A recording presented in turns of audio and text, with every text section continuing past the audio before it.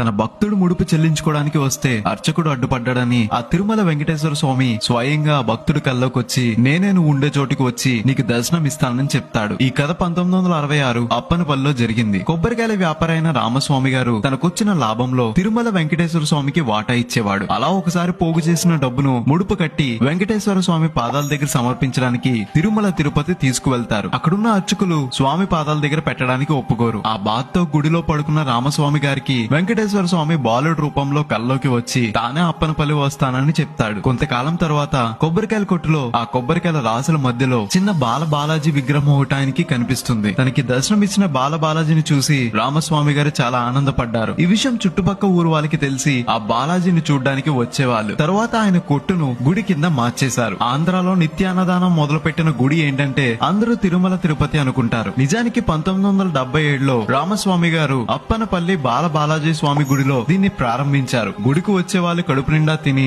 దేవుని మనస్ఫూర్తిగా దర్శించుకోవడం కోసం ఇలా చేశారు. ఏ గుడిలో లేని ప్రత్యేకత ఈ గుడిలో ఉంది. ఉదయం 9:30కి మొదలు పెట్టి రాత్రి 10 వరకు నిత్య అన్నదానం చేస్తారు. ఆఖరణ తినే వాళ్ళకి కూడా బూరి పులిహార వడ్డిస్తారంటే మీరే ఆలోచించండి. ఈ గుడి అమలాపురం నుండి 13 కిలోమీటర్ల దూరంలో మామిడికూరు మండలం అప్పనపల్లిలో ఉంటుంది. ఇలాంటి మరిన్ని వీడియోస్ కోసం గోదావరి స్టేషన్ ని ఫాలో అవ్వాలి మరి.